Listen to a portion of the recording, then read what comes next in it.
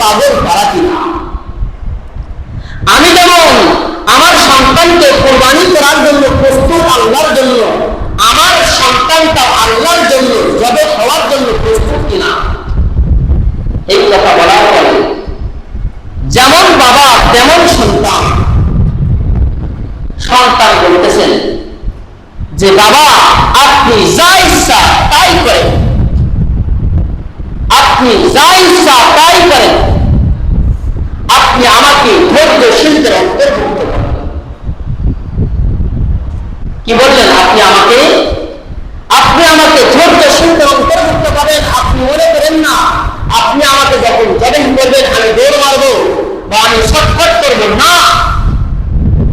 আপনি আমাকে একজন ধৈর্যশীলদের অন্তর্ভুক্ত করেন। কিসের অন্তর্ভুক্ত?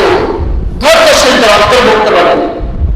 যখন বাবা সন্তানকে জবেহ করার উপক্রম হয়ে গেছে, এরপরে আল্লাহ তাআলা আসমান থেকে ফেরেশতা জিবরিলের মাধ্যমে একটা কি পাঠাইছিলেন? দুম্বা পাঠাইছেন। কি পাঠাইছিলেন? দুম্বা পাঠালেন।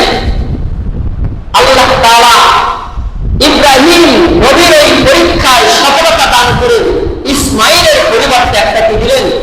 দুম্বা দিলেন। আল্লাহ বললেন ওয়া ফাদাইনাহু বিযিবহিন আযীম, আমি আপনাকে একটা কুরবানির মাধ্যমে, আপনাকে মুক্ত করে দিলাম। কি করে দিলাম? আপনাকে মুক্ত করে দিলাম।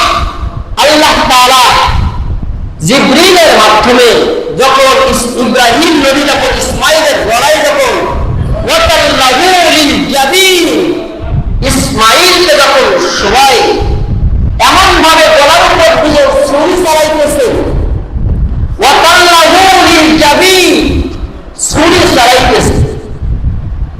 এরপরে আল্লাহ তাআলা আসমান থেকে জিবরিলের মাধ্যমে ডাকতেছেন ওয়ানাদাইনাহু আইয়া ইব্রাহিম, ও ইব্রাহিম, ওয়ানাদাইনাহু আইয়া ইব্রাহিম قد صدقت الرؤيا إنا كذلك نجزي المحسنين।